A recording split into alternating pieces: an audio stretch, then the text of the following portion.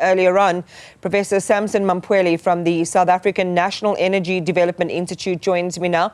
Prof. Mamphweli, thank you very much for your time. In that briefing in the morning, the Energy and Electricity Minister said we're still not out of the woods yet as Eskom, but he attributed the progress that they've made over the last 100 days to excellent engineers, and he talked about getting the EAF, the energy availability factor, now up to 70%. So they're pursuing some ambitious targets, and I'd love just overall your sense of what he said and the information and the data that he shared to back all of those claims up. Good morning to you and the viewers. So I fully agree with the minister. That it's more about the excellence from the engineers at Eskom, and also not forgetting the work that government has put in place in the form of the energy action plan, and making money available to Eskom for them to cover the debt that they currently have, so that they can then have access to their balance sheet and use part of the money from the balance sheet to basically fix the coal fleet that has been giving problems for quite some time. And I've been looking at figures, at numbers now. There's quite a huge improvement, about 6 power stations operating above 70% energy availability factor, which is in line with the provisions of the IRP 2010 as well as the IRP 2019. So a lot of work has been done by Eskom as well as the various other stakeholders that are working closely with Eskom through the National Energy Crisis Committee that has been established by President Ramaphosa, and also through the implementation of the Energy Action Plan. You will recall that when the minister was appointed, the energy availability factor for the coal fleet was sitting at 41%.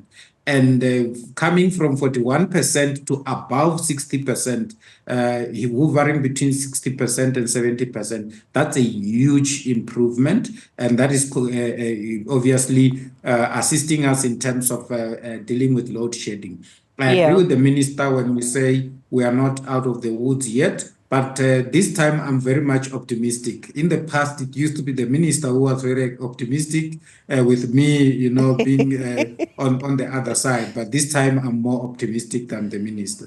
And I think in a sense, we're all like sort of got a, up until this point had our one eye closed, almost like waiting for the shoe to drop, and coming around to the realization that perhaps we're on the track to recovery. There's still a lot of work that needs to be done. Want to deal also with what he described, the myth of that this performance is due to the burning of diesel, and he shared some numbers around the less spending on diesel, and insisting that it's not diesel that is anchoring our performance, but the coal-fired stations and the work that the team has done. And I think it's worth, again, going back to that point that he made. Your thoughts on that? Yeah, so it's a number of factors. The Eskom is not burning as much diesel as they used to do for peaking load. They are relying more on the generation fleet. And that extends to also to the renewable energy fleet as well, that we have under the Renewable Energy Independent Power Producers Program. We've got close to 7 gigawatts. And at any point in time, we've got between 2 and 3 gigawatts that's assisting us in terms of adding in terms of generation capacity from that program.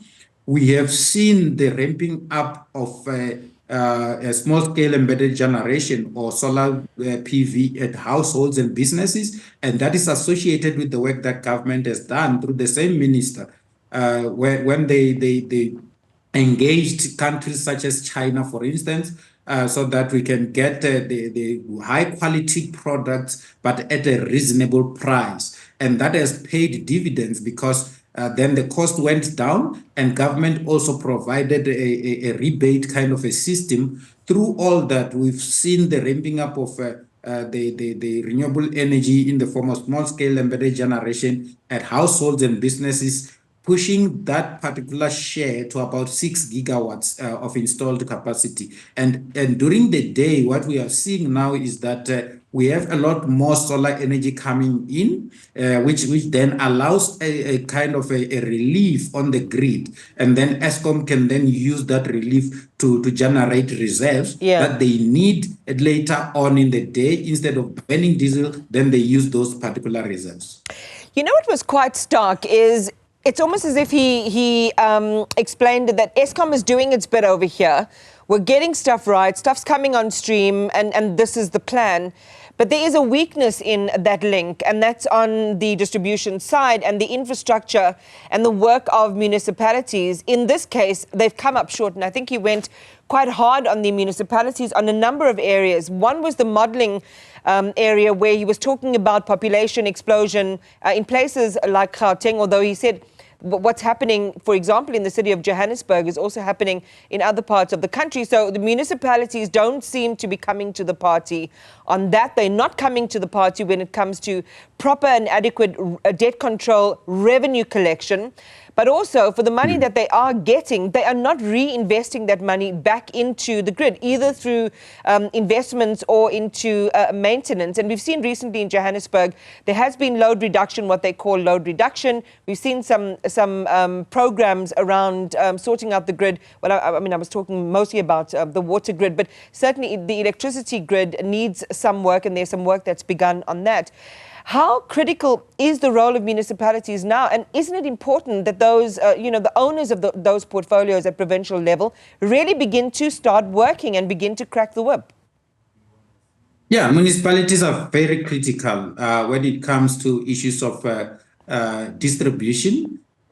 We have seen, like what the minister indicated, there's poor planning on the side of municipalities when it comes to the expansion of their grid on the distribution side of things. And also on the side of the population, municipalities are supposed to look at the data that comes from Statistics South Africa after the census, and then do modeling like what the minister indicated, and look at what will be the impact in this particular area if the population growth in the particular areas is as projected by Statistics South Africa, and then plan accordingly. So what we have seen is that municipalities have concentrated on collecting revenue and not even investing back that revenue into the infrastructure. And the worst case scenario that we're getting in the municipalities is that they don't even pay Eskom for the bulk supply that they're getting. They are owing Eskom more than 80 billion rand the last time I checked. And that also impacts on the Eskom operations and operational efficiencies. Because like I indicated before, Eskom is also supposed to use their balance sheet to fix the coal fleet and their transmission lines. But with a deficit of up to 80 billion rand, that kind of negate the work that Eskom is supposed to be doing. So municipalities are supposed to come on board. They're supposed to do the modeling. They're supposed to look after their infrastructure to ensure that it caters for the population growth in the various municipalities. They're supposed to look also at things such as your backyard dwellings.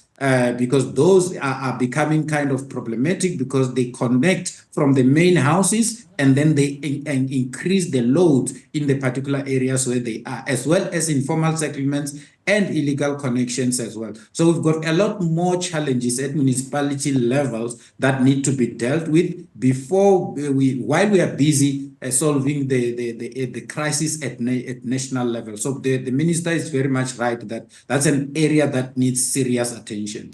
And we must certainly continue to focus on them as well, because if there's an opportunity to get things working symphonically, then we have to be able to do that and hold the municipalities' feet to the fire in making sure that they do their part to ensure the integrity and consistency of electricity provision and supply.